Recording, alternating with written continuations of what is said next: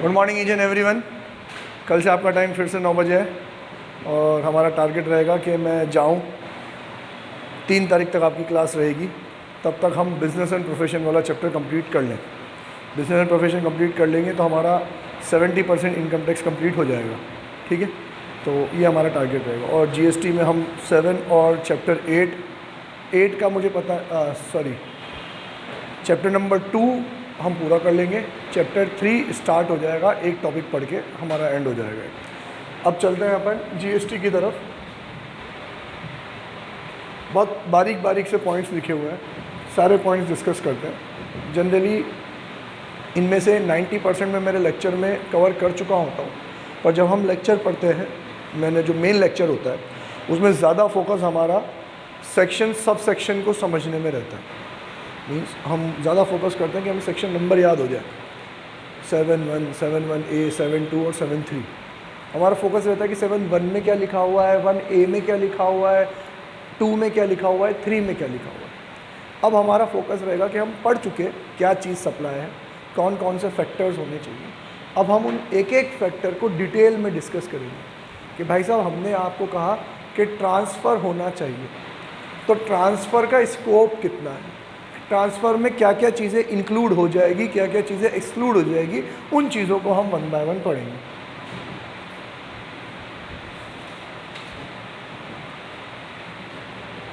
Download कर चुके हैं क्या अपन ये चैप्टर?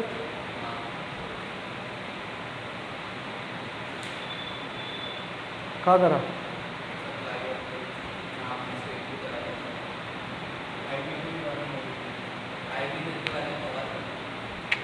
नहीं करा।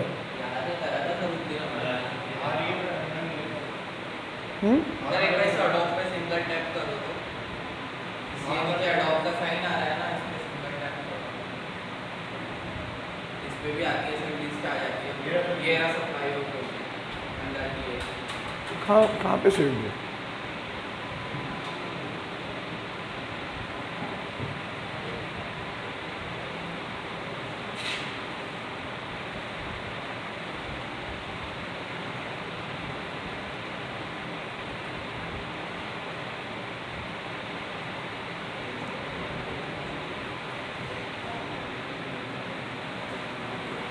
चलो, सबके पास बुक है आप लोगों के पास? हाँ, एनालिसिस पे आते हैं अपन। एनालिसिस में पहला पैरामीटर जो उन्होंने कहा, वो कहा भाई गुड्स एंड सर्विसेज की बात करो। इसका मार्कर सप्लाई, सेक्शन 7 मतलब सप्लाई। कि किसको सप्लाई मानेंगे? जिसको सप्लाई मानेंगे उसके ऊपर जीएसटी लगेगा। यही सीखा अपन ने कि जीएसटी किसके पे लगा? सर सप्लाई पे। किस चीज़ की सप्लाई पे? Goods and services. तो sir what do you mean by goods and services? Goods किसको बोलेंगे, सर्विस किसको बोलेंगे? तो इस चीज़ को समझने के लिए इन्होंने बहुत अच्छा एक चार्ट बना रखा है।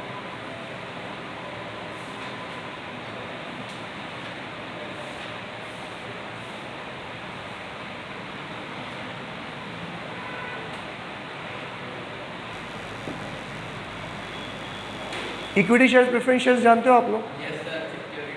हाँ, इक्विटी शेयर प्रेफरेंस शेयर्स की डेफिनेशन पढ़ी है आप लोगों ने 11th क्लास में? इक्विटी शेयर्स की डेफिनेशन क्या है? Very good, which are not preferential. और डेफिनेशन किसकी है? प्रेफरेंस शेयर्स की, जिसके बाद 2 प्रेफरेंशियल राइट होता है। यहाँ पे भी इन्होंने क्या कहा कि यार हम गुड्स की डेफिनेशन बता देते हैं और ये बन जाएंगे मेरे इक्विटी शेयर्स।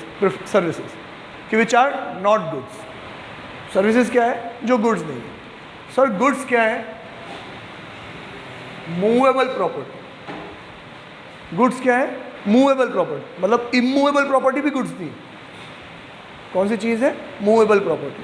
और मूवेबल प्रॉपर्टी में क्या क्या एक्सक्लूड हो जाएगा? Money and securities. अभी ऊपर जाके मैं मनी की डेफिनेशन भी पढ़ाऊंगा, वैसे नहीं पढ़ाऊंगा, मैं सिर्फ दिखा दूंगा, यहाँ लिखी हुई है, समझ लो। मनी मतलब लीगल टेंडर, आपकी कंट्री का या किसी और कंट्री का। मतलब जो फॉरेन करेंसीज है वो भी किस में आ जाती है?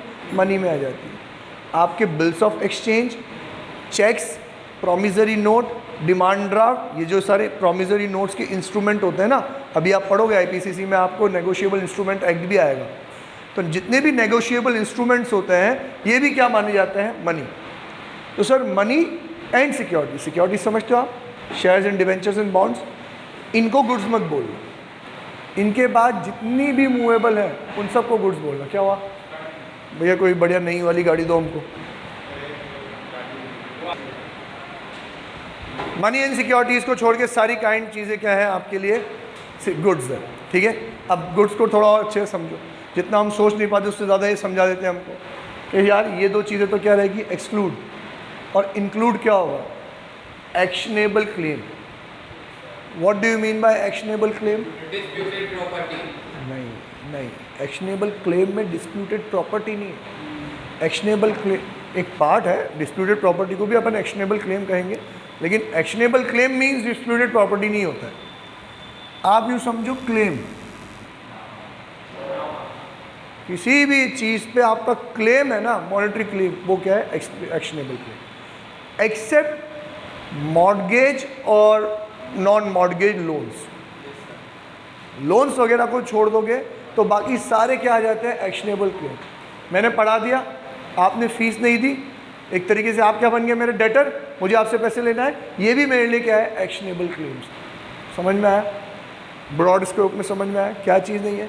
सर वो जो बैंक के लोन्स वगैरह होते हैं ना, सिक्योर्ड अनसिक्योर्ड, उनको छोड़ के किसी भी चीज़ में आपको मॉनेटरी क्लेम है, भले ही वो पैसे देने से आया हो क्लेम या कोई एक्ट करने से क्लेम आया हो, है ना, तो वो क्या कहलाता है, एक्शनेबल क्लेम कहलाता है। और वो भी किसकी कैटेगरी में आते हैं, गुड्स की कैटेगरी में जाते हैं। ये क्लेम भी मैंने अगर किसी को ट्रांसफ़र कर दिया है पैसे लेके, तो वो भी, उस पर भी क्या आ जाएगी, जीएसटी आ जाएगी। समझ में आया?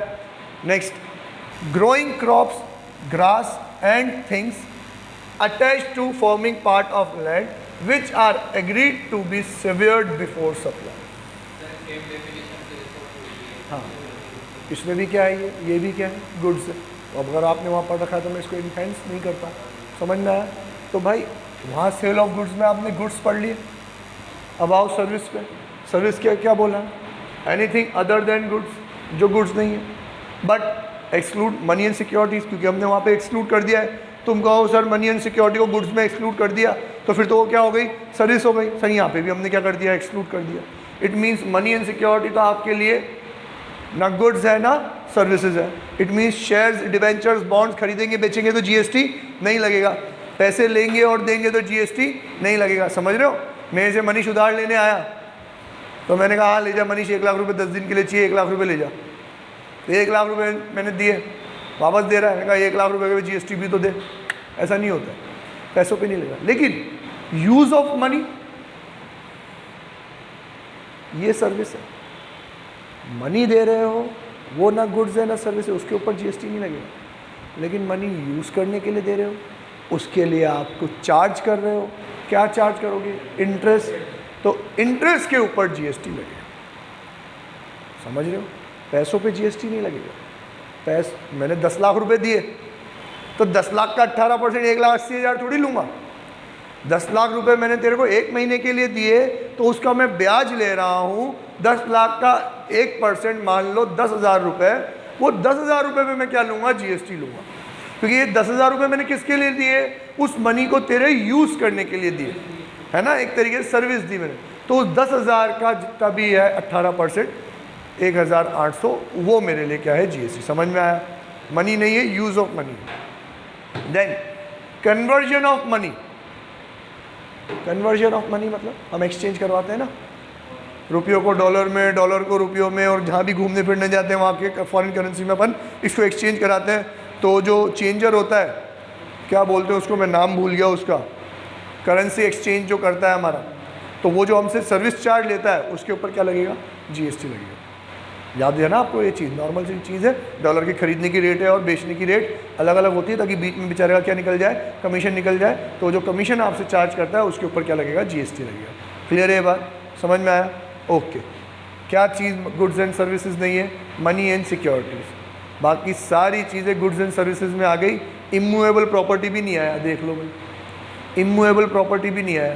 तो ये लोग आपके लिए गुड्स एंड सर्विस नहीं है, गुड्स एंड सर्विस है इनके ऊपर। अब बाकी की 4 चीज़ें कौन कौन सी? सर ट्रांसफ़र होना चाहिए, कंसिडरेशन होना चाहिए, फर्दरेंस ऑफ बिजनेस होना चाहिए, तो ही क्या, और एक टैक्सेबल पर्सन भी होना चाहिए, तो ही क्या लगेगी? जीएसटी लगेगी, नहीं तो जीएसटी नहीं लगेगी। तो गुड्स एंड सर्विस समझ ली। 5 में से अपन ने एक चीज़ समझ ली। अब 1 बाय 1 अगली चीज़ें समझते हैं।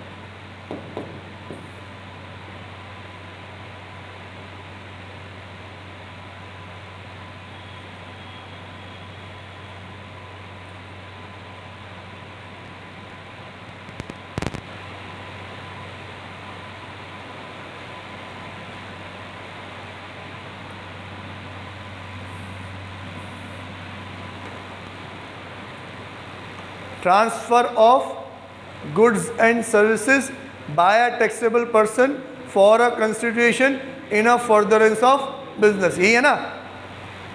तो गुड्स एंड सर्विस पढ़ लिया, अब बात करते हैं ट्रांसफर की। Now what do you mean by transfer, उसका भी एक्सटेंडेड स्कोप सिखा रखा है। सबसे पहले आता है सेल एंड ट्रांसफर, ये सबसे इजी है, जितना अपन समझते हैं ना उतना तो ये लोग एक पॉइंट में ही समझा देते हैं। मैं कह रहा हूँ भैया सेल नहीं, सेल के ऊपर जीएसटी नहीं आता, ट्रांसफर के भी जीएसटी आता है। तो सर सेल और ट्रांसफर में फ़र्क क्या है?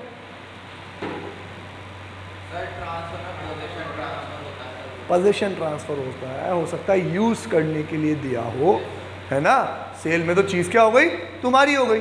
ट्रांसफ़र का स्कोप क्या है, ज़्यादा है। तो मुझे लगता है ट्रांसफ़र मतलब सेल या ट्रांसफ़र। ये कह रहे हैं भाई साहब सेल और ट्रांसफ़र में, सेल और ट्रांसफ़र तो सिर्फ एक पॉइंट है, ये इसको समझाने की ज़रूरत नहीं है मुझे, ये तो तुम समझते हो कि जहाँ पोजीशन हमने दे दिया यूज़ करने के लिए, वो भी क्या आ जाएगा, ट्रांसफ़र आ जाएगा।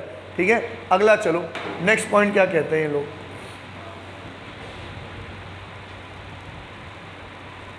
एग्जाम्पल बहुत इंपॉर्टेंट, पूरे प्रोविजन को समझाएंगे आपके एग्जाम्पल। जहाँ भी ये हरा डब्बा मार्क हो रहा हो वो आपको पढ़ना ही पढ़ना है। पहला कि एक शॉपकीपर ने पेन ट्रांसफ़र करे बायर को, तो ये सेल हो गया।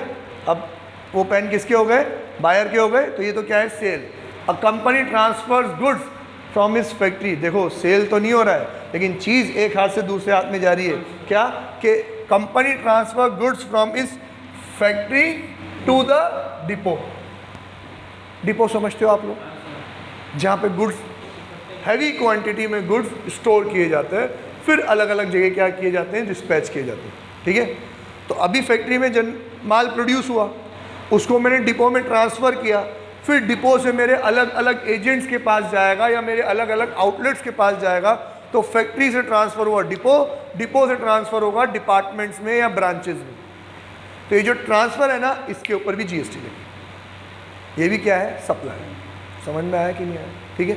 हाँ, तुम कहोगे सर अब ये मैं फैक्टर समझा रहा हूँ, इन टोटलिटी का कंक्लूजन तो तुम एंड में ही चलना, सेक्शन मत भूलना। 5 चीज़ होनी चाहिए बेटा।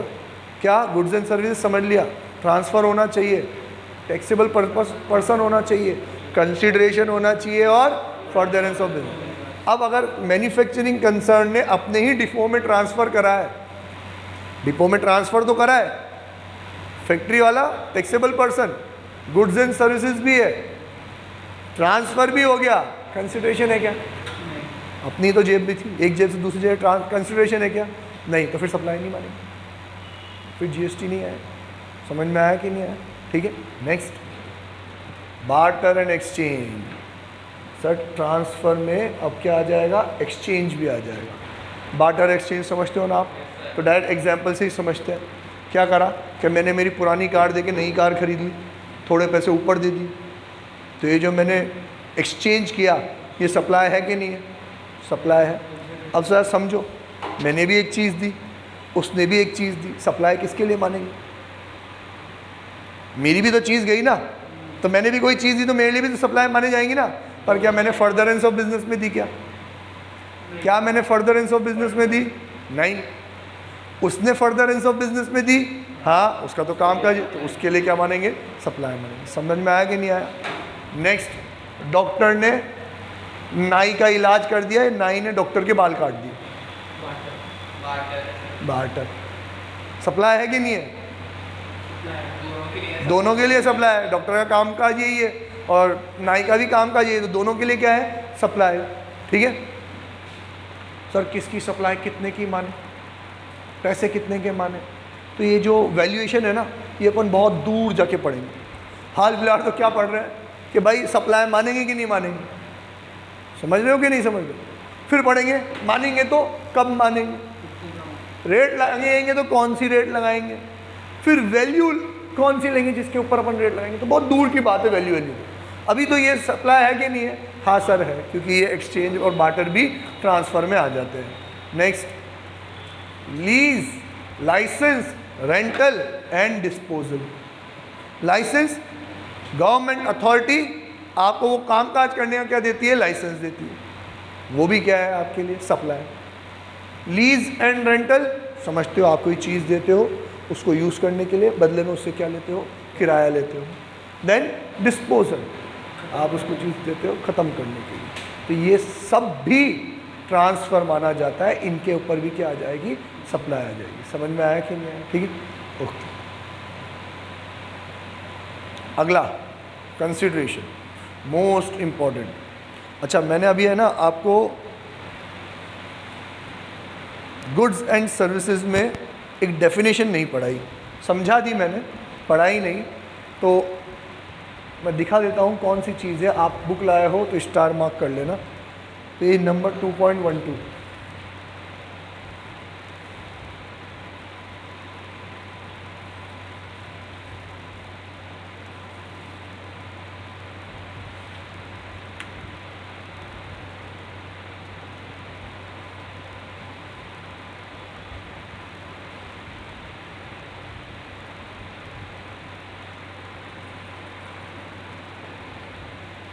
एक डेफिनेशन जो स्टार मार्क करनी है, goods means every kind of movable property other than money and securities but include actionable claim, growing crop, grass, things attached to or forming part of land which are agreed to be severed before supply or under the contract of supply। मतलब वही जो हमारे chart में लिखी हुई थी, single star बस, ठीक है, एक मार्क्स में आता है, इंपॉर्टेंट है, गुड्स एंड सर्विसेज की डेफिनेशन। अगला चलते हैं, ये भी एग्जाम में आया हुआ है, अगला वाला। What do you mean by actionable claims? Means a claim to any debt other than debt secured by mortgage of immovable property or hypothecation or pledge of movable property to any beneficial interest in movable property not in possession, either actual or constructive, ठीक है, of the claimant which the civil courts recognize as affording grounds for relief, whether such debt or beneficial interest be existent, accruing, conditional और contingent। ये definition आपको याद रखनी है, as it is ditto, 3 star mark कर लेना, exam में काफ़ी बार पूछी गई है, ठीक है। चलते हैं नेक्स्ट स्टेप। अब बात करते हैं मोस्ट इम्पॉर्टेंट टॉपिक, और जिसका आप पूरा चैप्टर पढ़ चुके हो तो मुझे इतनी बात समझाने की ज़रूरत नहीं पड़ेगी। हाँ, लेकिन हम उसमें से कौन कौन से फैक्टर्स आपके काम आएंगे वो पढ़ते हैं। पॉइंट है कंसीडरेशन। लॉ में आपने कंसीडरेशन का पूरा चैप्टर पढ़ा है? हाँ, पढ़ लिया? तो देखो वो सारे पॉइंट्स यहाँ पे भी आते हैं कि जीएसटी में कंसीडरेशन किस किस को मानेंगे। पहला पॉइंट, कैश और काइंड। कंसीडरेशन कैश में भी हो सकता है और काइंड में भी हो सकता है।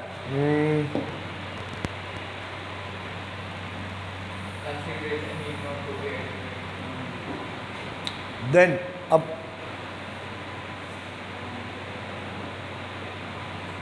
इतनी डिटेल में नहीं जाऊंगा मैं। Consideration need not to be adequate, क्योंकि यहाँ पे हम वैल्यूएशन का चैप्टर अलग से पढ़ेंगे। यहाँ पे मैं क्या क्या पढ़ा रहा हूँ देखो, बदले में कुछ भी चीज़ मिली हो, कैश मिला हो, काइंड मिला हो, वो क्या है? Consideration. Except subsidy given by the central government और state government, not considered as consideration. Subsidy को कंसीडरेशन नहीं मानेंगे। आपको गैस सिलेंडर पता है,